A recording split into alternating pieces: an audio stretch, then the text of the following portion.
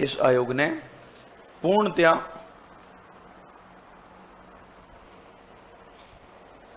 दल बदल पर प्रतिबंध लगाने की सिफारिश की थी।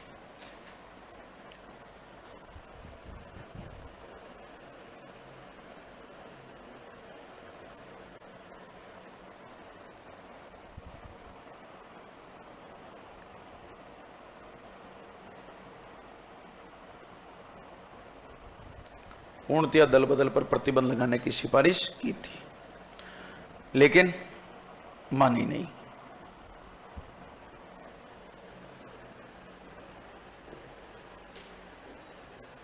लेकिन मानी नहीं। तो ध्यान रखना, इस आयोग ने कहा था कि पूर्णतया दल बदल पर रोक लगा दो, लेकिन अटल बिहारी वाजपेयी ने पूर्णतया दल बदल वाली बात को स्वीकार नहीं किया, लेकिन दल बदल में सुधार जरूर किया। 1/3 से बढ़ाकर कितना कर दिया? 2/3। लाइन बदल के लिखो, एक बात और लिखना, दल बदल संबंधी कानून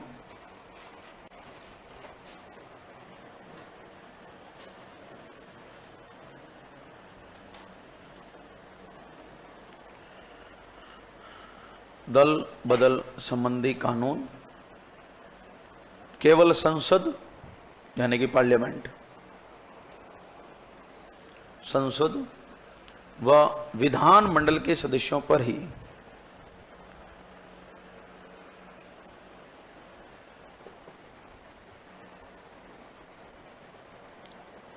संसद व विधानमंडल के सदस्यों पर ही लागू होता है।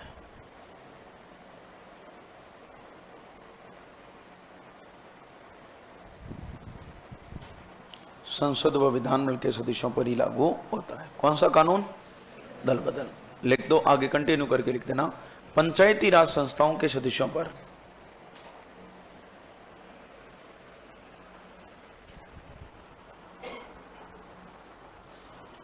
पंचायती राज संस्थाओं के सदस्यों पर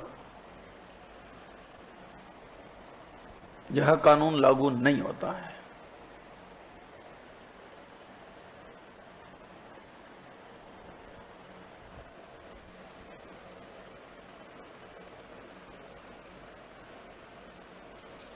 पंचायती राज संस्थाओं के सदस्यों पर यह कानून लागू नहीं होता है। आया मामला समझ में? ये सारी बातें आप किसकी ध्यान रखोगे बताओ? तो ये दल बदल वाली बातें भी समझ में आ गई, तो ये ध्यान रखना। अब देखिएगा विधानमंडल में कुछ खास अनुच्छेद और जो आपसे पूछे जा सकते हैं, वो कौन कौन से हैं। एक नेक्स्ट आर्टिकल पढ़ते हो आप, आर्टिकल 194।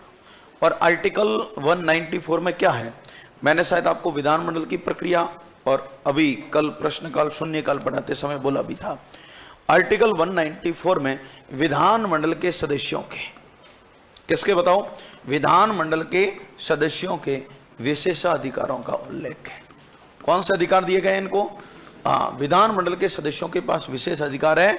उन विशेष अधिकारों का उल्लेख भारतीय संविधान के कौन से आर्टिकल में? 194 में। अब 194 में विशेष अधिकार है क्या?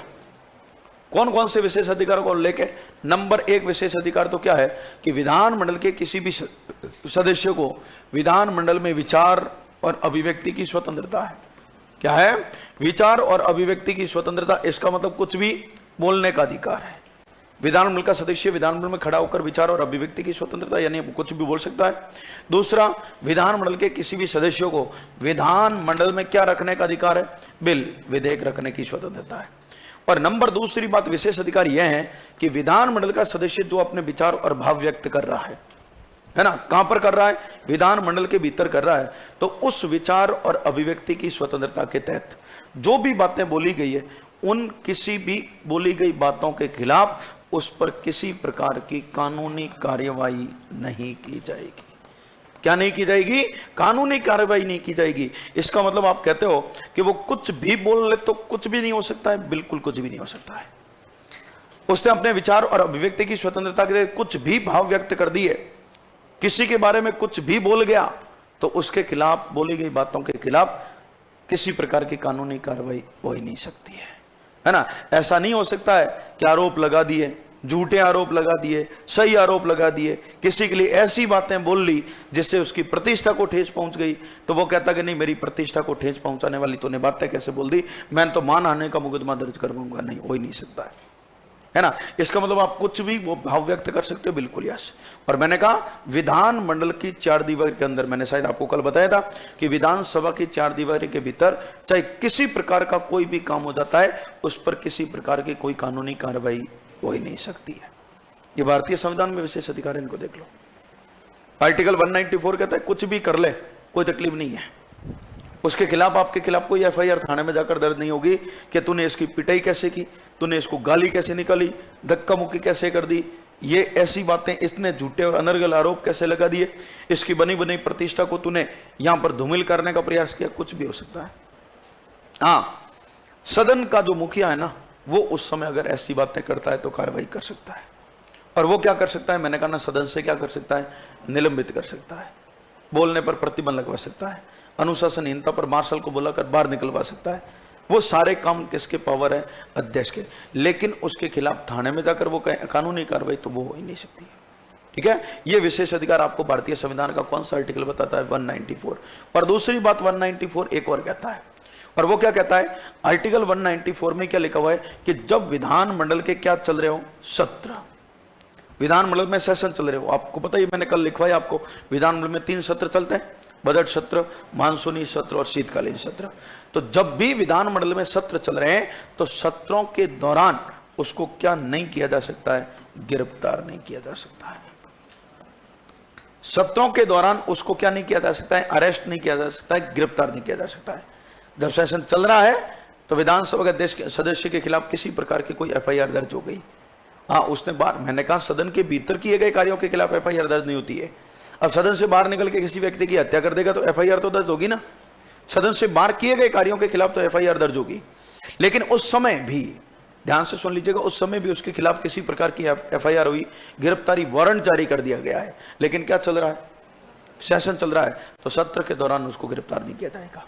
लेकिन एक कंडीशन जरूर डाली गई है, और वो क्या डाली गई है, मैंने कहा सत्रों के दौरान गिरफ्तार तो नहीं कर सकता है, लेकिन ऐसा ही कोई मुद्दा है जिसमें पुलिस वाले कहते हैं कि इसको तो अति आवश्यक रूप से गिरफ्तार करना ही पड़ेगा, तो ऐसी स्थिति में संबंधित सदन के अध्यक्ष को सूचना देकर आप गिरफ्तार कर सकते हो।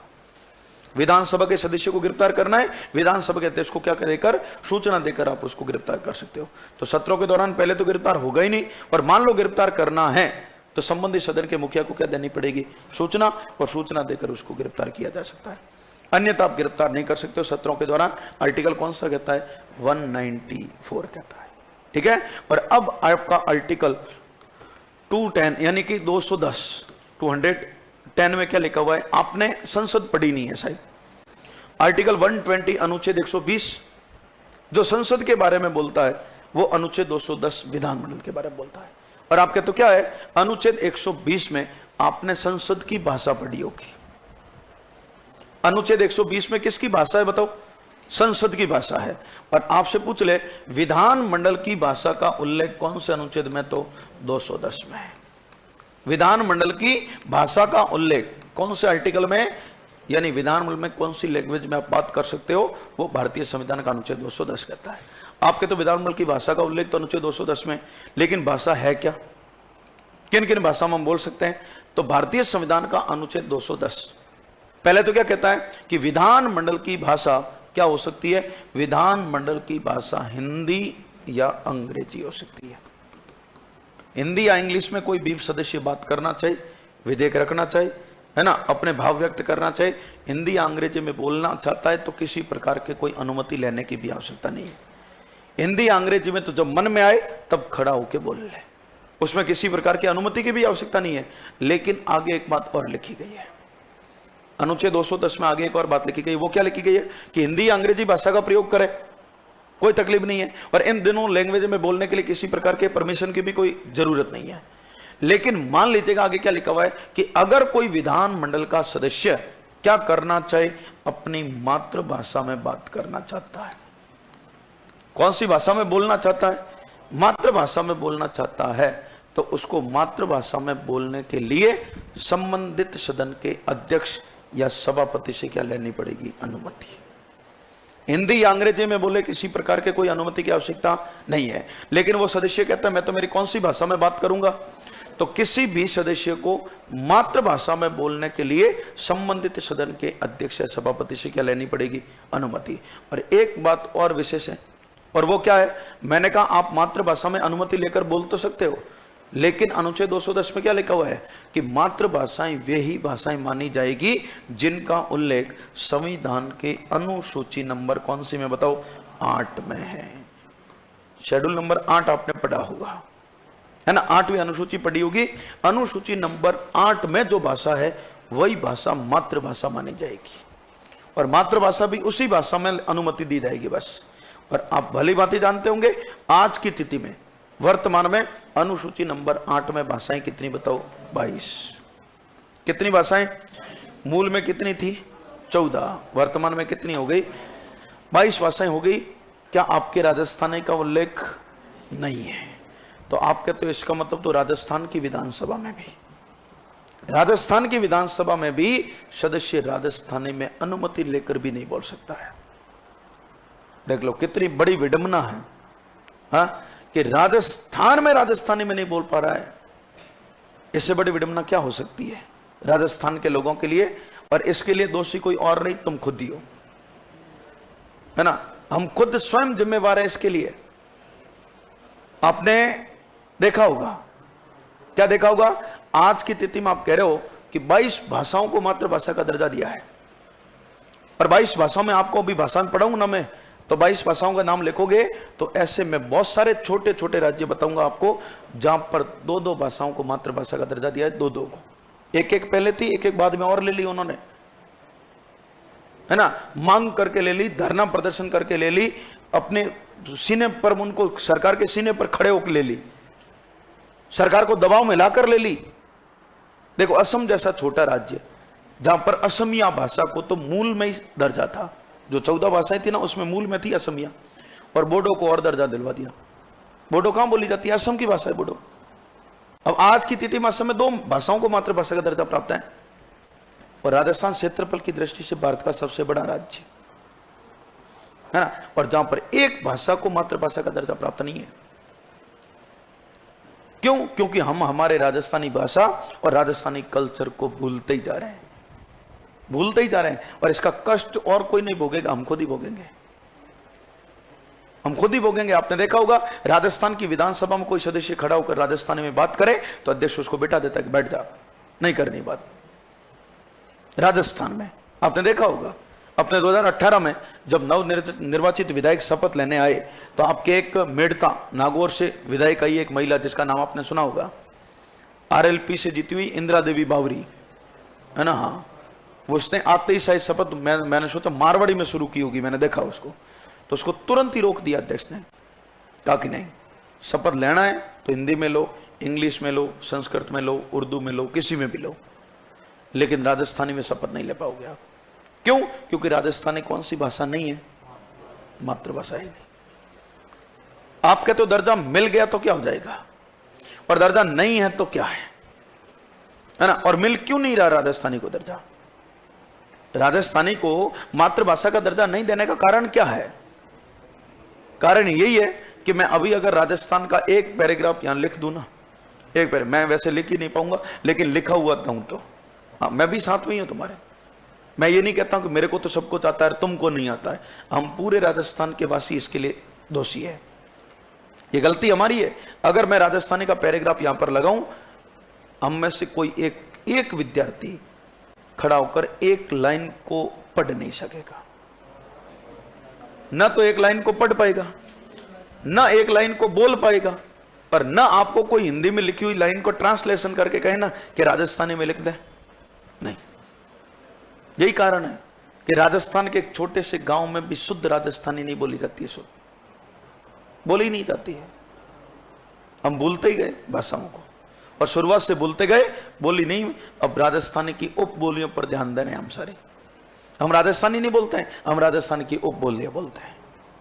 हमारे मारवाड़ के मारवाड़ी बोलते हैं, मेवाड़ के मेवाड़ी बोलते हैं, यहाँ जयपुर वाले ढूंढाड़ी बोलते हैं, हाँ, वहां सीकर के शेखावटी वाले अलग ही भाषा बोलते हैं, भरतपुर के वाले ब्रज भाषा को मान्यता देते हैं, है ना। तो ऐसी स्थिति में हर क्षेत्र की भाषाएं हमारे राजस्थान में अलग अलग बोली जाती है। हर क्षेत्र की भाषाएं अलग अलग कर दी हमने, तो राजस्थानी है कहां? राजस्थानी को तो भूल गए हम। और अब आप अगर कहते हो दर्जा मिल गया तो क्या होता? आपको पता है 2016 से पहले आपके जब आरएस मेंस में चौथा पेपर भाषाओं का होता, चौथा पेपर लैंग्वेज का होता है, भाषाओं का होता है। भाषाओं में 2016 तक 3 भाषाओं के प्रश्न आते थे। 100 नंबर की आती हिंदी, 80 नंबर की आती इंग्लिश और 20 नंबर की आती राजस्थानी। 2016 तक, है ना, ये 3 भाषाएं चली। 2016 में आरएस के इस लैंग्वेज वाले में पेपर में परिवर्तन किया, सिलेबस चेंज किया, और चेंज करके क्या कर दिया, राजस्थानी पूरी तरीके से हटा दी। 20 नंबर की राजस्थानी हटा दी, हिंदी 120 नंबर की कर दी। आज की तिथि में चौथा पेपर जो लैंग्वेज का होता है, भाषाओं का होता है मेंस में, उसमें 120 नंबर की तो आती है हिंदी और 80 नंबर की आती है इंग्लिश। मेरे को बताओ कि 2016 में तो आप भी थोड़े बहुत तो समझते ही होते, क्या आरएस की तैयारी करने वाले सिंगल अभ्यर्थी ने इस बात का विरोध किया?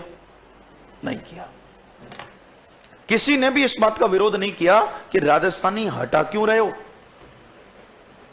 किसने भी विरोध नहीं किया। आप कहते क्यों नहीं किया? रीजन क्या है? आरएस की तैयारी करने वाले प्रत्येक विद्यार्थी उस 20 नंबर के क्वेश्चन बिल्कुल शुद्ध रूप से छोड़ के आता था, क्योंकि वो सोचता कि 20 नंबर के लिए कौन माथा फोड़ी करे ना, लड़ मड़ ऐसी भाषाएं याद नहीं, दिमाग ही खराब। और वो 20 नंबर के लिए माथा फोड़ी कौन करे? इससे अच्छा तो मैं थोड़ा हिंदी पर ध्यान दूं अच्छे से, तो 100 नंबर में 20 नंबर यहां एक्स्ट्रा करने की कोशिश करूंगा, है ना। और 120 नंबर की हिंदी हुई तो उनको बहुत खुशी हुई, हमारे तो लोगों को। राजस्थानी हटी, उसका इजहार बना रहे थे खुशी का कि कोई दिक्कत नहीं, 120 नंबर की हिंदी तो वैसे ही हम 100 में भी तो पढ़ ही रहे थे, तो इसमें 120 में से 20 नंबर की जुड़ी है तो 10-12 नंबर तो लाएंगे। नहीं तो राजस्थानी थी तब तक तो शुद्ध रूप से 20 नंबर वाले सवाल गोला लगाकर छोड़ के आते थे, है ना। और अब 20 नंबर बढ़े तो 10-12 नंबर तो आएंगे। लेकिन फायदा हमको कब मिलता? आज ये नुकसान हम झेल रहे हैं, आज की तिथि में इसका नुकसान हम झेल रहे हैं। किस बात का नुकसान झेल रहे हैं? राजस्थान नहीं, बाहर के अभ्यर्थी सेलेक्ट हो रहे हैं आरएस में। बाहर के उत्तर प्रदेश का अभ्यर्थी आरएस बन रहा है अपनी अपनी वैकेंसी में, अपनी सीटें खा रहा है। पंजाब हरियाणा वाले खा रहे हैं, अन्य जितने भी पड़ोसी राज्य उनके सबके अभ्यर्थी जो आरएस की नौकरी लग रहे हैं। क्यों? क्योंकि हमारे पास ऐसा कोई बात बची नहीं है ना, जिसमें हम उनको टक्कर देने की स्थिति में आए। अब अगर आज हमारे पास राजस्थानी होती, मातृभाषा होती हमारी, और दर्जा मिला होता, तो फिर 100 नंबर की राजस्थानी आती, 100 नंबर की, और हमको आती तो वो 100 नंबर वाले हम केवल राजस्थान के वासी ही उसको अटेंड करते। उत्तर प्रदेश का विद्यार्थी आजा, उस 100 नंबर में से उसके तो आते नहीं 0 नंबर भी, और हमारे आते 50, 60, 70, 80 नंबर। मेरे को बताओ फायदा पहुंचता कि नहीं पहुंचता? आज अगर राजस्थानी को दर्जा होता तो फर्स्ट ग्रेड में जो राजस्थानी की वैकेंसी आती है, आपने फर्स्ट ग्रेड की वैकेंसी अभी आई, उसमें देखी होगी राजस्थानी की 7-8 पोस्टें आज की तिथि में। अगर दर्जा होता तो पोस्टें सबसे ज्यादा राजस्थानी की आती, और उसमें हमारे राजस्थान के युवाओं की नौकरी लगती। सेकंड ग्रेड में आज तक कभी भी राजस्थानी की पोस्टें आती नहीं है, सिंगल पोस्ट नहीं आती राजस्थानी की। लेकिन अगर राजस्थानी को दर्जा होता तो राजस्थानी की एक अलग से पोस्ट आती, पूरी वैकेंसी निकलती। जितनी हिंदी की पोस्टें आती है ना 2-2 हजार, उतनी राजस्थानी की आती।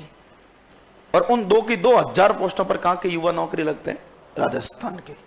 आज अगर राजस्थानी को दर्जा होता तो आपके रीट की पात्रता परीक्षा आपकी आंखों के सामने हो रही है, जिसमें 2 लैंग्वेज लेनी पड़ती है, 30-30 नंबर की, फर्स्ट लैंग्वेज और सेकंड लैंग्वेज। इस लैंग्वेज में आप हिंदी ले सकते हो, संस्कृत ले सकते हो, अंग्रेजी ले सकते हो, उर्दू ले सकते हो, पंजाबी ले सकते हो, गुजराती ले सकते हो, राजस्थान में ले सकते हो। ये लैंग्वेज है, ये राजस्थान में ले सकते हो आप, लेकिन राजस्थानी नहीं ले सकते हो, है ही नहीं भाषा राजस्थानी। अब देखो आप, उर्दू वाला 30 नंबर यहां अपने राजस्थान में कर रहा है, पंजाबी वाला ले रहा है। पंजाब का अभ्यर्थी यहां आकर एग्जाम दे और वो कहे कि मैं तो सेकंड लैंग्वेज और फर्स्ट लैंग्वेज पंजाबी लूंगा, तो ले ले, 30 नंबर आते हैं उसके। उर्दू वाला ले रहा है, लेकिन राजस्थानी को नहीं है। जिस दिन राजस्थानी को दर्जा मिल गया ज्यादा तो फिर 30 नंबर की राजस्थानी भी जोड़ती, और उसका फायदा सीधा सीधा किसको मिलता? हमारे राजस्थान के युवाओं को मिलता। ये हम नुकसान झेल रहे हैं, और उसके जिम्मेवार हम ही हैं। क्यों? क्योंकि हमने ना तो कभी राजस्थानी का, अगर कोई बेचारे मांग भी करते ना तो उनकी खिल्ली उड़ाते, हंसियां उड़ाते थे कि झंडे लेकर घूम रहे हैं, इनको खुद को ही राजस्थानी नहीं आती। झंडे लेकर घूमने वालों कोई खुद को राजस्थानी नहीं आती, दर्जा मिल गया तो क्या, कोई युवा आगे आता ही नहीं है, कोई युवा आगे नहीं आता है राजस्थानी को दर्जा दिलवाने के लिए। आपने कभी इतना बड़ा विरोध प्रदर्शन नहीं देखा होगा। हाँ बेचारे कुछ लोग माथाफोड़ी कर रहे हैं, जब केंद्र की सरकार का कोई प्रतिनिधि आता है तो अपने वो जाकर एप्लीकेशन देते हैं। हाँ, जब राजस्थान के मुख्यमंत्री आते हैं तो उनको भी अपना दुखड़ा बताते हैं कि राजस्थानी के दर्जे के लिए तुम भी कुछ करो, लेकिन अभी मतलब मांग ही चल रही है। तो ये नुकसान है हमारे को नहीं मिलने के, ध्यान रखना, ठीक है। और जिस दिन मिल गई उस दिन आप भी तैयारी करोगे ढंग से, लेकिन आप खुद चाहते ही नहीं हो कि क्यों दुख झेले, जो आ रहा है उसी पर जोड़ देना। नया सब्जेक्ट ही बिल्कुल शुरू करेंगे जिसमें पहले तो है जीरो, और अब जीरो से शुरुआत करनी पड़ेगी, ठीक है। और ये हमारी गलती है कि हम राजस्थानी कभी शुरुआत से बोलते, अगर मान लो शुरुआत से ही हम राजस्थानी बोलना जानते तो फिर तो कोई दिक्कत आती ही नहीं। और नहीं मिलने का प्रमुख कारण यही है कि राजस्थान के एक परिवार को भी राजस्थानी आई थी, एक सिंगल परिवार राजस्थानी नहीं बोलना चाहता राजस्थान में, और इसीलिए राजस्थान में दर्जा नहीं मिलता है। और अगर मिल जाता तो हम राजस्थान की विधानसभा में राजस्थानी में बोल पाते हैं, लेकिन आज राजस्थानी में नहीं बोल पाते हैं, किसी भी मातृभाषा में बोल सकते हैं, ठीक है। और मातृभाषा मैंने कहा वही मानी जाएगी जिनका उल्लेख संविधान के कौन सी अनुसूची में 8। क्लियर। ये सारी बातें किसकी ध्यान रखोगे, विधानमंडल के भाषाओं की। नेक्स्ट देखिएगा आर्टिकल 211। अब अनुच्छेद 211 और 212 क्या कह रहा है, ध्यान से सुन लीजिएगा। 211 और 212 कह रहा है, अनुच्छेद 211 में क्या लिखा हुआ है, विधानमंडल की कार्रवाई के दौरान, जब विधानमंडल के सत्र चलते हैं सदनों के भीतर, विधानमंडल उच्च न्यायालय पर, ध्यान से सुनना क्या लिखा हुआ है, विधानमंडल न्यायपालिका यानी कि हाईकोर्ट पर किसी प्रकार की कोई भी क्या नहीं कर पाएगा, टिक्का टिप्पणी नहीं कर पाएगा। यानी कि आप देखा होगा जीवन में, आपने कभी भी ऐसा होता हुआ दिखता ही नहीं है आपको, क्या कि विधानमंडल का सत्र चल रहा है और कोई भी सदस्य आकर खड़ा होकर न्यायपालिका पर अपने भाव व्यक्त कर रहा है कि न्यायपालिका भ्रष्ट है, न्यायपालिका में अयोग्य न्यायाधीश है, न्यायपालिका मनमानी होती है, ऐसा सत्र के दौरान वो बोल ही नहीं पाएगा। कौन सा अनुच्छेद रोक लगा के रखा है, हाँ। और 212 इसकी जस्ट उल्टी बात करता है और क्या कहता है कि न्यायपालिका, कौन, न्यायपालिका विधानमंडल के भीतर हुई कार्यवाही पर, विधानमंडल के भीतर हुई कार्रवाई पर किसी प्रकार की कोई क्या नहीं कर पाएगा, टिक्का टिप्पणी नहीं कर पाएगा। दोनों को प्रतिबंधित कर रखा है। अनुच्छेद 211 तो क्या कह रहा है कि विधानमंडल सत्रों के दौरान न्यायपालिका पर किसी प्रकार की कोई टिक्का टिप्पणी, अपने भाव व्यक्त नहीं कर पाएगा कोई भी सदस्य खड़ा होकर न्यायपालिका पर। अनुच्छेद 211 ने प्रतिबंध लगा रखा है। और 212 क्या कह रहा है, न्यायपालिका विधानमंडल के भीतर हुई कार्रवाई पर किसी प्रकार की कोई टिक्का टिप्पणी नहीं पाए, बोल ही नहीं पाएगा, है ना। अभी मैंने आपको शायद कल ही बताया, मैंने कहा पश्चिम बंगाल की विधानसभा में आपने देखा, क्या देखा, भरपूर लड़ाई झगड़ा हुआ, जितना अनहोनी घटना होनी थी वो हुई, और लेकिन बाहर निकले तो न्यायपालिका एक लफ्ज तक नहीं बोल पाई। न्यायपालिका यह भी नहीं कह पाई कि तुमको शर्म आनी चाहिए, इतने तुम वरिष्ठ जनप्रतिनिधि हो, लाखों लोगों का प्रतिनिधित्व करने वाले लोग हो, लाखों लोगों ने उम्मीदों के साथ तुमको चुनकर भेजा है, और तुम जाकर विधानमंडल के भीतर ऐसे लड़ाई झगड़े करते हो।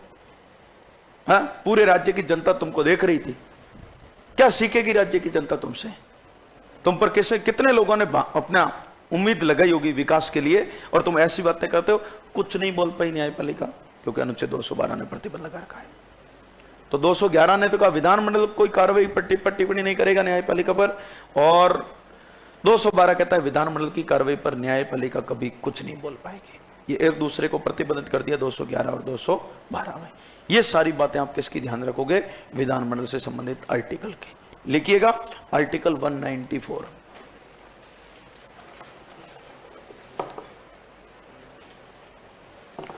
आर्टिकल 194 में लिखिएगा विधानमंडल के सदस्यों के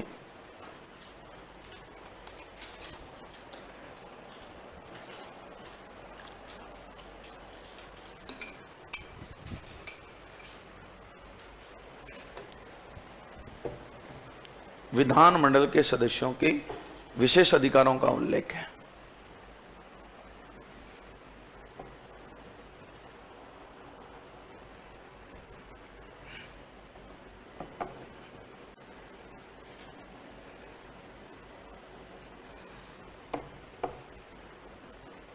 विधानमंडल के सदस्यों के विशेष अधिकारों का उल्लेख है।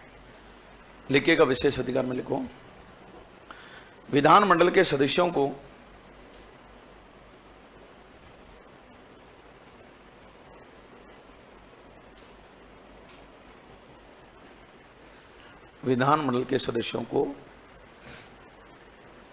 विचार व अभिव्यक्ति की स्वतंत्रता है।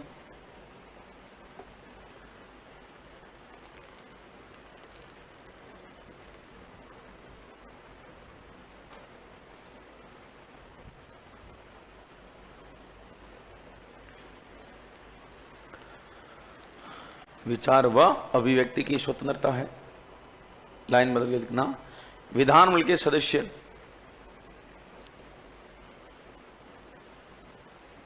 सदन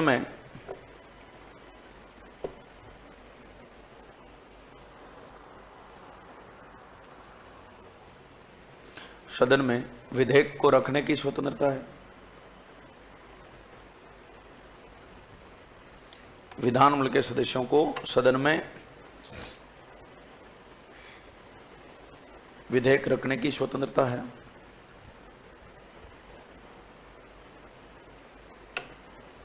नेक्स्ट लिखिएगा, विधानमंडल के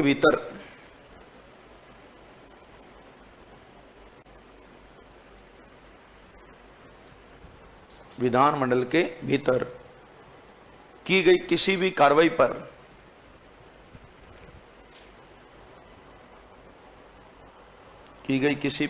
किसी भी कार्य को, कुछ भी लिख सकते हो,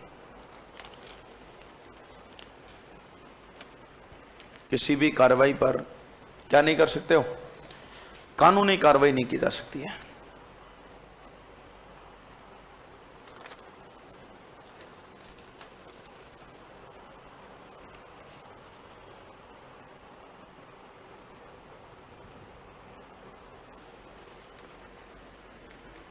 कानूनी कार्रवाई नहीं कर सकते और उसको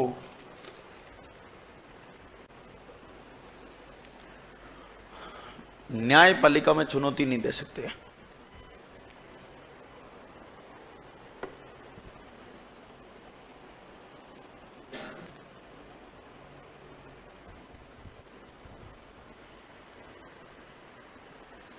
न्यायपालिका में चुनौती नहीं दे सकते, ठीक है। और विशेष अधिकार एक बार लिखो इसी में, जब विधानमंडल के सत्र चल रहे हैं,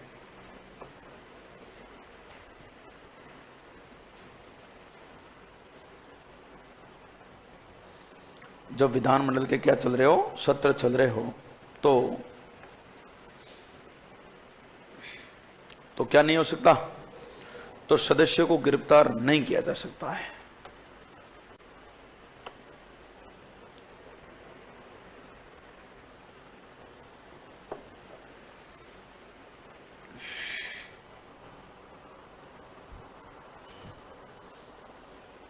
तो सदस्य को गिरफ्तार नहीं किया जा सकता है। आगे कंटिन्यू करके लिख देना, अगर उसको गिरफ्तार करना ही है तो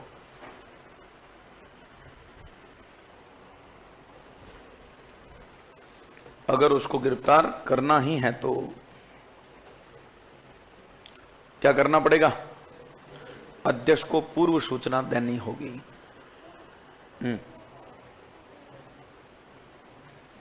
क्या कह रहा, अध्यक्ष को ही गिरफ्तार करना हो तो फिर उपाध्यक्ष को सूचना देनी पड़ेगी, क्योंकि अध्यक्ष को गिरफ्तार कर रहे हो तो सदन के बैठकों की अध्यक्षता कौन कर रहा है, उपाध्यक्ष कर रहा है, ठीक है। लिखो, अध्यक्ष को पूर्व सूचना देनी होगी। मैं ये लाइन खत्म करके एक लाइन बोलने ही वाला था आपको, और मैडम ने पूछ ही लिया। मैंने यहां से 3-4 पन्ने निकाले ना, तो मैंने देखा मेरा एक भी प्रश्न नहीं है, तो मैं यही बोलने वाला था कि तुम मेरे से प्रश्न क्यों नहीं पूछते हो ना। पर मैडम ने प्रश्न पूछा तो भी बहुत गुणवत्ता युक्त प्रश्न पूछा। तो या तो मैं सोच रहा हूं कि 2-4 पन्ने निकाले, उसमें अलग अलग सब्जेक्ट के प्रश्न पढ़े थे, मेरा एक भी नहीं है। तो या तो मैं ये समझूं कि मेरी कुछ भी बातें तुम्हारी समझ में आती नहीं है, हाँ? और आती नहीं है तो पूछोगे भी क्या? तुम तो कह रहे हो भाई आती है नहीं, वैसे ही क्या पूछना है इसे, और पूछना है तो सारी बातें पूछ लो, क्योंकि हमारे को तो कुछ भी समझ में नहीं आया, और या फिर कुछ ज्यादा समझ में आ रहा है जो पूछने लायक कुछ बचता ही नहीं है। हाँ, और या फिर तीसरी कंडीशन तो क्या हो सकती है? तीसरी कंडीशन तो यह है कि न तो तेरा कुछ लाए थे और ना तेरा कुछ ले जाएंगे, तेरा तुझको अर्पण करने के भाव से हम तो आते हैं, हम तो हैं लोक कल्याणकारी आदमी, ले जाते वे जाते कुछ भी है नहीं, तेरा तुझको अर्पण के सिस्टम से हम तो आने वाले विद्यार्थी है, इसलिए क्या पूछे? पूछ के भी जो लेना है वो यही छोड़ के जाना है, तो फिर क्यों तुमको भी दुखी करे ना हम भी दुखी हो? ये 3-4 कंडीशन ही नहीं हो सकती है प्रश्न पूछने की, ठीक है ना? हाँ, अब कौन सी कंडीशन लागू है मेरे पर पता नहीं चलता, मैं खुद समझ नहीं पा रहा हूं, और मैं तो हमेशा ही ये प्रिपेयर होके आता हूं। मैंने कहा यार आरएस जैसे फाउंडेशन के बैच में जाना है।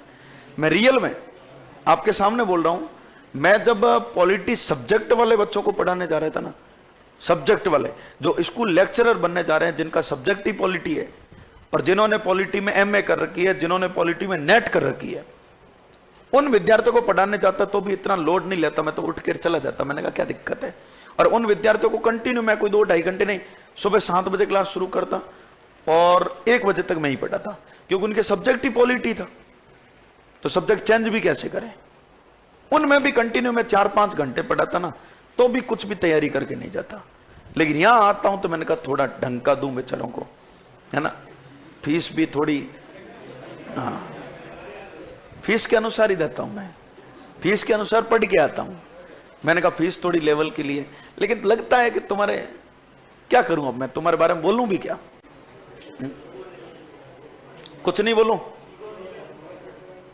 बस लिखवा दूं। आप तो कहते लिखवा दो जो आपको आ रहा है, और या फिर आप अब मेरे को कहोगे कि आप हमारे पास आने से पहले इतनी चिंता में ना आए, हम कुछ भी पूछने वाले नहीं है, है ना? आप इतना लोड क्यों लेते हो, फिर क्यों पढ़ते हो, क्यों दुखी होते हो, है ना? लिखो। पूछने के तो तुमने कसम खा रखी है, हाँ? कुछ भी नहीं पूछते हो, कभी नहीं पूछते हो, प्रश्न कोई पूछे नहीं आपने मेरे से ढंग का। लिखो, मैं ही बताता हूं कि ये पूछा प्रश्न इसमें, ये पूछा इसमें, लेकिन तुमने कभी नहीं पूछा कि ये इस एग्जाम में ये प्रश्न पूछा था, इसका आंसर क्या होगा? हाँ? लिखो चलो। और मैडम किताबें लेकर और बैठते हैं तो भी नहीं पूछते हैं। किताब पास में खोली हुई तो किताब को देखकर तो पूछ लो। हाँ? क्या ज्ञान प्राप्त होता है तुम्हारे को किताब खोलने से? बताओ, कुछ नहीं रखा है इन किताब में, जो रखा है वो सब मैं दे रहा हूं, है ना? हाँ, नहीं नहीं, आप नोट्स तो, ये तो नोट्स तो अपने ये क्लास नोट्स बन रहे हैं ना, इससे बेहतरीन कोई नोट्स होते ही नहीं है, ठीक है ना? हाँ, और किताब कौन सी ले रखी है? क्या है किताब का नाम? क्या है? बेयर एक्ट है क्या? अच्छा, किताब खोलने का सुझाव तुमको कौन दे के चला गया? जब भी पढ़ो तब किताब खोल के पास में रखा करो। कोई नहीं दिया ना? चलो आप ही देखते हो कि देखते हैं, हाँ? कहीं न कहीं पकड़ में आए कि नहीं आए? हाँ, और या ये है कि किताब ले ही आए, पैसे दे ही दें, तो इस माने खुले तो सही, क्योंकि घर पे तो हम, हाँ, घर पे तो ये बेचारी पड़ी पड़ी रोती है कि काश मेरा भी किस्मत अच्छे कि तू हाथ लगा इसके, लाया तो है लेकिन तूने लाने के बाद छेड़ा भी नहीं है मेरे को, हाँ? तो यहां आकर खोलते हो तो इसके भी पैसे वसूल करने की कोशिश आप करते हो कि साथ साथ इसको भी देखना ना। 2-4 विकल्प ही हो सकते हैं। लिखो चलो, कोई नहीं है, खोल लो किताब। मैं मना नहीं करता हूं किताब खोलने का कभी भी। मैं एक बार की बात कर रहा हूं, 2018 की बात कर रहा हूं। 2018 में एक वैकेंसी आई थी जिसका नाम था 10वीं के हेडमास्टर की वैकेंसी, है ना? 10th HM 10वीं के हेडमास्टर की वैकेंसी आती है। उस वैकेंसी में कौन सा विद्यार्थी फॉर्म भर सकता है? उसकी योग्यता क्या होनी चाहिए? 5 साल के शिक्षण का अनुभव, 5 ईयर टीचिंग एक्सपीरियंस। 5 साल के शिक्षण का अनुभव रखने वाला आदमी उस वैकेंसी को दे सकता है, मतलब उस एग्जाम को दे सकता है। तो उस एग्जाम को देने में जो विद्यार्थी बैठते हैं ना, और वो विद्यार्थी भी कैसे, क्योंकि प्राइवेट अनुभव माने नहीं माने उनके अंदर शंका रहती है, तो ज्यादातर जो विद्यार्थी आते हैं वो वहां पर विद्यार्थी नहीं, हाँ, विद्यार्थियों के ही पिता आते हैं, लेकिन उसमें आने वाले विद्यार्थी कौन होते हैं? या तो तृतीय श्रेणी अध्यापक लगा हुआ, कुछ लोग सेकंड ग्रेड अध्यापक लगे हुए और कुछ फर्स्ट ग्रेड लेक्चरर। आपके तो फर्स्ट ग्रेड वाले 10th HM की तैयारी क्यों करते हैं? क्योंकि 10th HM का ग्रेड पे SDM के बराबर है 5400। 10वीं के हेडमास्टर का ग्रेड पे कितना है? 5400। और फर्स्ट ग्रेड स्कूल लेक्चरर का ग्रेड पे 4800। तो स्कूल लेक्चरर वाले सोचते हैं कि हम 10th HM बन जाए तो ग्रेड पे 4800 सीधी सीधो कहां जाएगा? 5400 पर। 2018 में हमने एक बैच शुरू किया गर्मी की छुट्टियों में, क्योंकि मास्टरों को गर्मियों की छुट्टियां थी और उस समय वैकेंसी का ही। तो 300 साढ़े 300 लोग क्लास में बैठे। उनकी क्लास की आदत है पहली क्लास ये पॉलिटी की लगवा देते हैं ज्यादातर। अब उस समय ये डिजिटल सुविधाएं नहीं हुआ करती थी, ये कोरोना काल के बाद आई है सारी सुविधाएं। तो पहले क्या होता था, वो बोर्ड हुआ करता था मार्कर से लिखना, हाथ से मिटाना, फिर मार्कर से लिखना, फिर मिटाना वाला सिस्टम चलता था। अब मैं उस विद्यार्थी बैठे वहां पर, तो 300 साढ़े 300 200 तो बैठे थे आपके थर्ड ग्रेड, 100 सवा 100 बैठे थे सेकंड ग्रेड, और 70-80 लोग स्कूल लेक्चरर बैठे थे। अब मैं चला गया अंदर, मैंने कहा आ गए भाई हेडमास्टर? तो क्या हाँ आ गए। मैंने बोर्ड साफ किया, पहले तो वो लिखा हुआ था जो गुरुजी पहले पढ़ा के गए, बोर्ड साफ करके बोला, मैंने कहा आपने अपना सिलेबस तो देख लिया होगा? तो क्या हाँ। मैंने कहा पॉलिटी में कौन कौन से टॉपिक आपके सिलेबस में है? तो उन्होंने कहा वो तो गुरुजी आएंगे तब बता देंगे, तू तेरा बोर्ड साफ करके चला जा।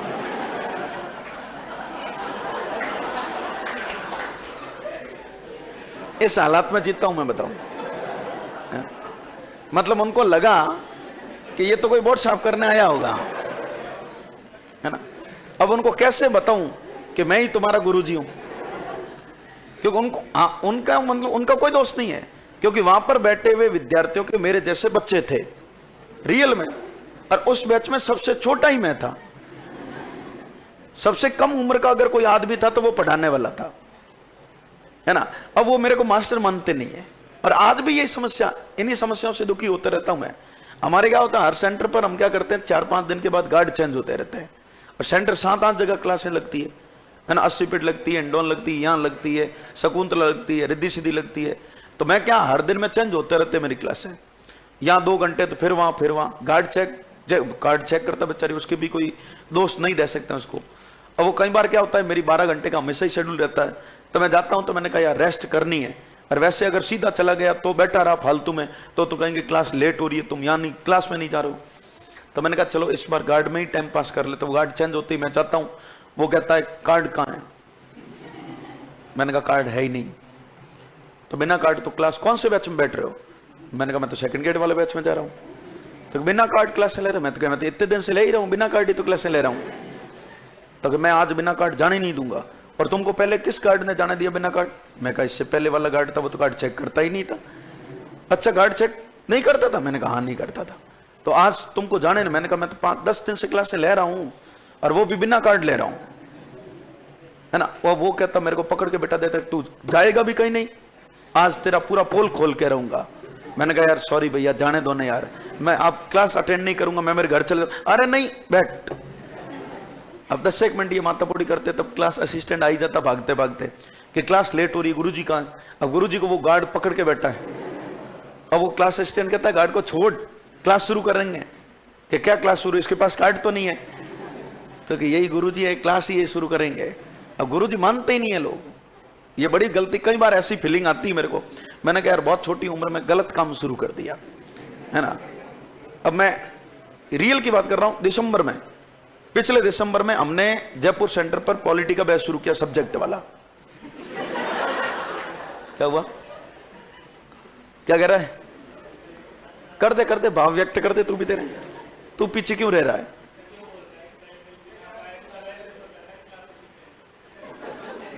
हा?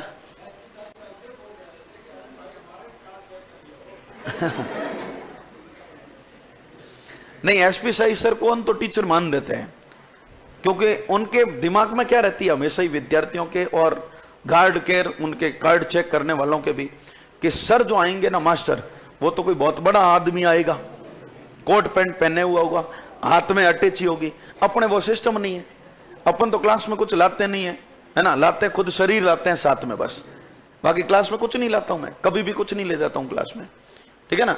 तो वो विद्यार्थी सोचते हैं उनकी भी गलती नहीं है, उनको कैसे मैं डांटूं कि तुमने मेरे को कैसे रोक दिया और कैसे नहीं। मैं दिखता ही नहीं हूं टीचर जैसा, तो रोकेंगे ना। मैं स्टूडेंट की भीड़ में लगता हूं कई बार, तो लगता है ये तो कोई स्टूडेंट है ना, तो उनकी भी गलती नहीं है। मैं पॉलिटी वाले फर्स्ट ग्रेड के बैच में गया, इस बार दिसंबर में शुरू किया हमने, तो जब एडमिशन चल रहे थे मैं इंक्वायरी वालों के पास बैठ गया, आधे घंटे फ्री था मैं बैठा 1-2 दिन पहले ही। मैंने कहा तुम कैसे फर्स्ट ग्रेड के एडमिशन लेते हो, कैसे इंक्वायरी, क्या सुझाव क्या देते हो उनको, और वो पूछते तो उनके जवाब क्या देते हो। मैं बैठा आधे घंटे, 10-15 लोग आए और कहा कि फर्स्ट ग्रेड पॉलिटी का बैच शुरू हो रहा है। कहाँ? वर्षों से हो रहा है। बोला पढ़ाएंगे कौन कौन को ये?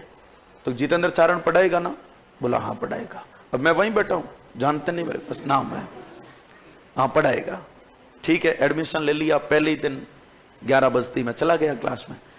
मैंने कहा स्कूल लेक्चरर आ गए तो कि हाँ। मैंने कहा सिलेबस वेलेबस देख लिया होगा? मैंने कहा हाँ। उन्होंने कहा हाँ देख लिया। तो मैंने कहा कॉन्स्टिट्यूशन वाला पोर्शन मैं पढ़ाऊंगा, सिद्धांत वाला ये सर पढ़ाएंगे, थिंकर्स ये सर पढ़ाएंगे, IR ये सर